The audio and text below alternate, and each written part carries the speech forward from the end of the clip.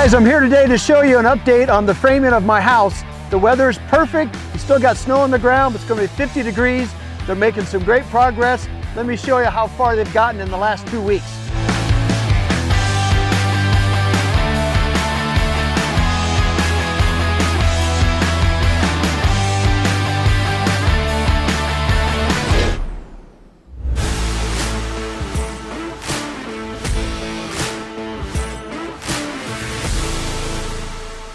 All right, guys, I'm here today to show you how much work has gotten done since we were last here. Remember, we were trying to stand up that big wall, and that thing just about did us in. But let me take you around, show you the insides. They're making great progress. Today, they're going to be sheeting the roof, so we'll keep you posted on that, keep the drone shots and things going. Let's go inside, and let me show you some of the views and how the rooms are really opening up and looking nice. We got quite a muddy mess here today. There's a ton of rock. I've put $50,000 worth of gravel down, and it just keeps sinking in the mud and disappearing. Anyway, that's part of construction.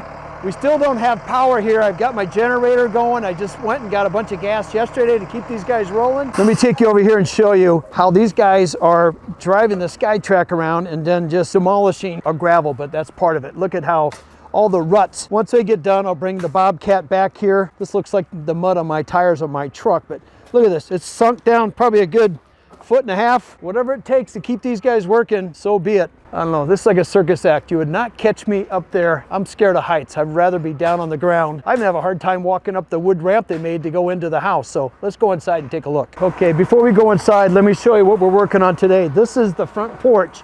And remember, I've excavated down below. So we have storage. We also have a gun vault down below and a walk-in closet. So what we're doing, because the front door, see how far it is up off the ground? I think it's probably a good 24 inches. We're taking 2x10s. We have the green treat here. We're setting this down.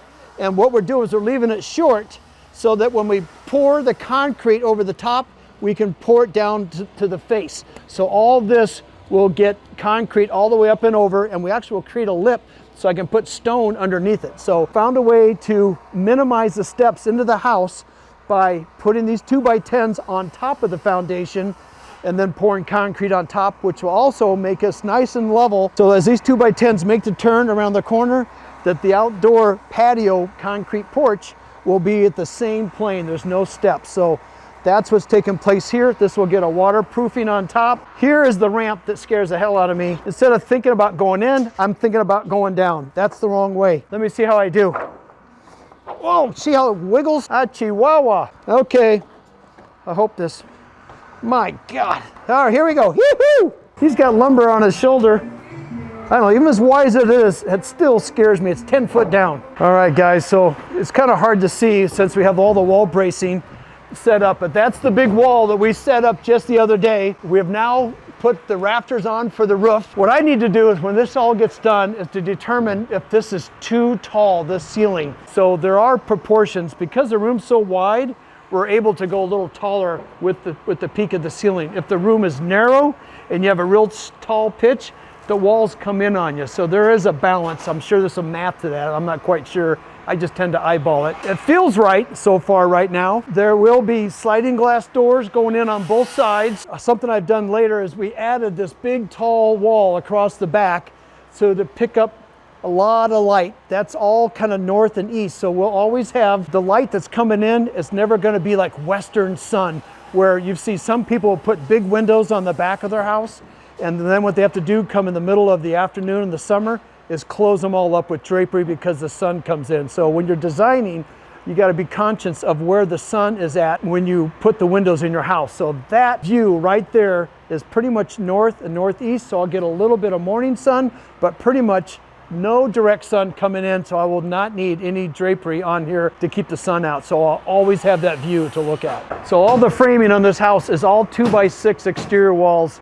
A lot of that has been happening for the last several years. One, due to energy efficiency, you have to have so much R value in your walls, but also it's a better form of construction. So we've always been doing 2x6 walls for quite some time, but I want to show you what Alex has done on the corners. We've recessed this back corner. It's called an inside corner where it's not boxed in. Sometimes you'll see a guy framing across here, which means you can't get any insulation in there. By holding this stud back in that corner allows me to get as much insulation foundation on these corners, which makes the house even that much more efficient. So what we're seeing here, guys, is these are the walls because it's going to cantilever out. Cantilever means extend the back of my house beyond the foundation, which I have these 12 by 12 cedar posts, very similar we use at FLAIR'S. It's going to support that 4-foot overhang, allowing the kitchen and actually the dining room table to go out and all that glass. So all this here is all framed up, ready to go. And I had the special order of those big cedar beams. I noticed that they are here. And so later on, they'll work on that. But first, what's more important with the nice weather,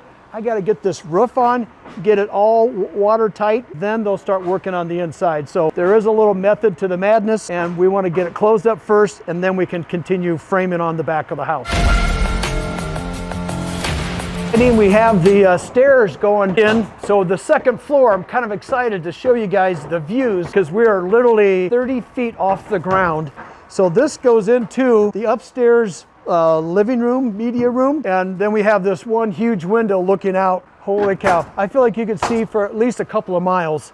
That's why I bought this land, because I wanted those kind of views. That's pretty spectacular. So I'm glad FLAIR sold this to me. I know some of you guys are questioning why FLAIR would sell some land to me as his neighbor right in his backyard when he should have all this nice open private area all to himself. But if you can look through there and tell me if you can see FLAIR's house, even without the leaves on, you cannot see his house, or he can't even see me. So I'll be hard pressed if you guys can even see it. But the best part about this is that we are neighbors, but yet we don't see each other, and that makes for good neighbors. You know, a lot of times in these homes, the attic, there's so much space up above the second floor. What I did here is I took advantage of that, and I just had the framers frame the roof pitch, and so that I can get a vaulted ceiling in all these bedrooms on the front and the back of the house. So these rooms aren't real big, but by vaulting them up, it adds some interest. So now I'm thinking I probably should have done that on my media room as well. That's just a 9-foot flat ceiling. It would have been kind of nice to pitch it up, but I'm trying to save money, and I'm pretty good at spending it, so probably good that I left it flat. So guys, I want to show you, I'm using the zip wall system on my house. What's nice about it is that this product, as you can see on the side, it's water resistant, and it's also an air barrier protection. This is going on the outside of that wall. We're now seeing the back side of it. Then you tape all the joints. So that's a superior way of building. And I wanted you guys to know about that. But also what I've been doing, the best flooring system you can put down on a subfloor, because you're building a house in the elements. It's always snowing out here. It's raining. It's cold. It's hot. So I use the Advantech floor. Costs a little bit more money, but in the end, you get a better finished subfloor. So when you time to come to put your LVT flooring down, your wood flooring down, your tile, you don't have all this buckling and waving. So that is something that saves us time and money, and in the long run, a much better subfloor. So I recommend Advantech very highly to anybody looking to build. I took a couple of days off. I went snowmobiling in South Dakota, then went on a family trip to Florida, came back, and my tire's still flat. I was hoping with all the donuts I buy these guys that they would have the goodness of their heart to find a way to jack this thing up. And I have a spare tire inside. Maybe I need to buy more donuts and motivate these dudes to change the tire on my trailer, because it's not going anywhere looking like that. All right, guys, I had to special order these big cedar columns. They're 12 by 12. There's 2 of them here. And then this big green treated timber is going to be the support. Let me show you where all this is going to create that cantilever for my dining room. So you see that big hole right there? That actually is going to extend out almost 4 feet. And then these big concrete piers, these will get wrapped with stone, but those 12 by 12 cedar posts will sit right on here. And that will be the support column for that big green header that goes across. My dining room will cantilever out, giving us more room. Otherwise, there's no room for a table in the kitchen. So that's what a cantilever looks like. This will be going on here real soon. But again, we got to get the roof on so it's watertight. We got a storm coming here again on Wednesday, Thursday. So we got a couple days to get it caught up. Soon, a cantilever will be going in. I'll show you that. Okay, I'm finally getting power at my house. When you build out here in the country and you're a long ways off the road, there's power up at the highway, the main road, but now these guys are subcontracted out for the power company. Looks like they're dealing with mud. I think they might even be stuck. They're looking at me like they could use some help. Let me back up. They're going, what is this builder doing in our way? They look like they were stuck, now they're out of the way, so there in that big cable box is going to be the power going to my house. So hopefully here in the next couple days, we'll be in good shape. I was concerned with the muddy, warmer temperatures of mud that these guys wouldn't show up. But luckily when there's work, people will show up to do it. So let's go see how it's going. When we did FLAIR'S house, they did another process where they actually trenched. They dug an open trench all the way down to the house. Then they laid the cable inside. These guys are taking another approach. They are using what they call like a ditch witch type machine. They take water and then they drill and use water pressure to soften up the dirt, and then they push the pipe all the way down to the house. So there'll just be a small hole here at the top and at the bottom. So it'll be interesting to see how this works. Plus we do have a little frost in the ground. Maybe it's come out with this warmer weather and we've had some rain, but it doesn't seem like they're having any problem digging this hole. So I'm just excited to get power here real soon. All right, so now we're down at the bottom of the hill. So they've already trenched. This is at the opposite end of the machine we saw at the top of the hill, and there's water kind of running through it. They're gonna hook the cable onto this thing, and then they're gonna reverse it and pull it all the way back up to the top of the hill. So the cable will be in the ground, and then the final pull they're gonna have to do, I'm not sure how they're doing it. Well, they're gonna do it today. There he is down there at the bottom of the hill. Where that guy's digging that hole, that's where the transformer is going to sit that will power this house. And then also power in the back is going to be the greenhouse that my son Max is gonna, and Nate will be working, running a business, kind of growing organic foods and what have you. So we'll get power to this site, and then eventually down the road, we'll have to do this all over again when I decide to build the next house all the way farther down the road. So it's a two-stage process. I'm just glad to see these guys out here. I think they're scared of the camera.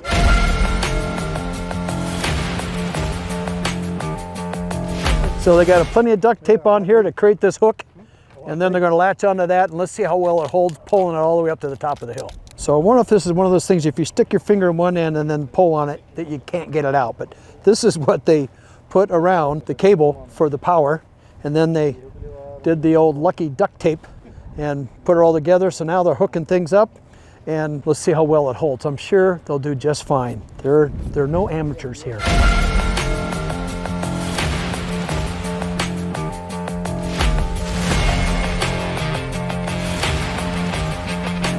I wonder if they'll let me have that big spool and I'll make a big bar table out of it at the end. I'll hope that if that's going in the trash, I'm gonna make something out of it.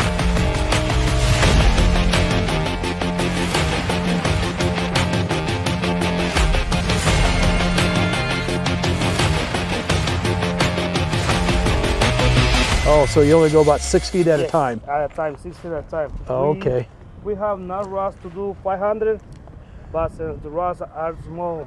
I see, so that's what it is. So the rod you have that's pulling us through just goes 6 feet at a time. Hook up another one. And then goes, oh, at the top of the hill, they take it off? Yes. Pull another one, take it off. Oh, that's why we're just seeing a slow If process. If you go out there, you will see how the okay. the runs. Oh, maybe we'll go back up the hill and see what's going on up there. Okay, all right. So what they're doing, they have 6 foot of pipe that's connected all the way down. And so he's pulling it back through, and every time he hits the end, he's got to unscrew it. He stacks it in his little bay there and reattaches it.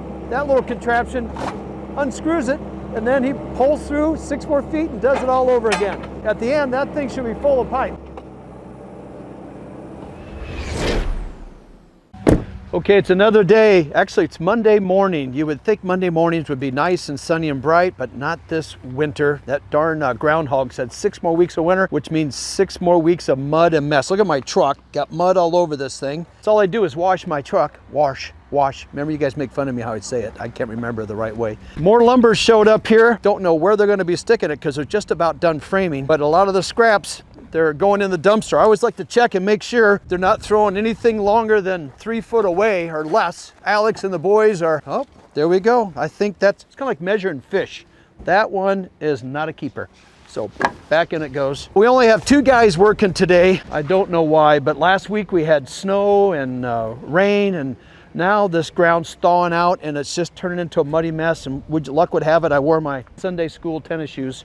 So I'm trying to stay on the boards, somewhat of rocky, dry ground. So let's go inside and I'll give you guys an update. It's a little bit like gym class. As you get older, your balance goes, but I thought I did pretty good there. So what has to happen here now, a little bit like FLAIR'S. These are temporary supports. We're gonna have those big cedar columns with stone caps or stone bases down below.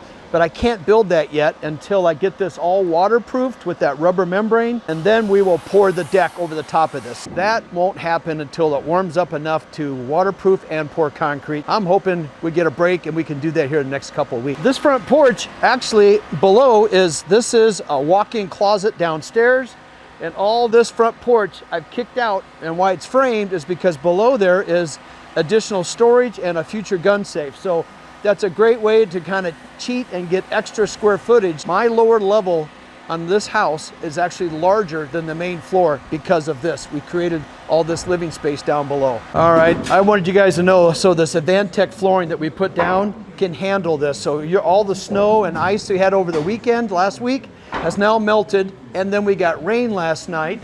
Because the roof is not on and felted, everything comes through the house, which does two things: makes it wet, but also gives us a good chance to sweep it out and clean it all up. It'll look good. So there's a couple of things I got to figure out here in my laundry room, because this room isn't that, well, it's pretty good size, but a good trick that I've done, if you like it, a lot of women aren't quite on that same page, but these washer dryers, they make them stacked.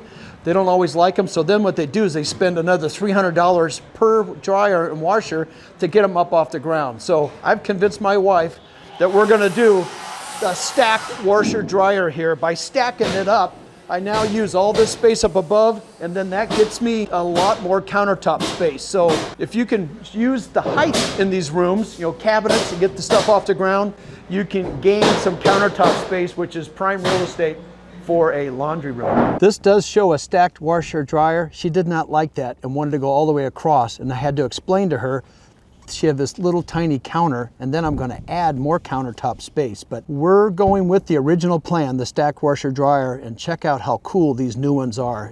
They're beautiful. So I think we're going to see more people wanting these stacked washer dryer once they see how nice these LG dryers are. So last time we had all the framing of that wall was laying on the floor. That's the cantilever. The actual foundation stops here, and then we went out 1, 2, 3, 4 more feet as this sticks out. That allows the kitchen table to fit in this area. And these are windows, 1, 2, 3, 4 floor to ceiling windows to capture that view. When I designed this house, we had all these views in mind. We're focusing on where the sun is. We twisted the house a bit. When you guys are buying a lot and you have big, beautiful views, make sure you put windows in your house. I'm blown away how many homes I see on lakes that have small windows on the back of the house or on golf courses. I get it if you don't have anybody to look at, like a neighbor in your backyard. You got guys working, hope you can hear that. If you got people in your backyard that you don't want to look at, then we want to focus on not putting windows looking into the neighbor's house. But no neighbors here except for Flair, and I still can't see him, thank goodness. All right, so my wife was asking me what's going on with this ceiling. You can see it's called a cathedral when it goes up like this.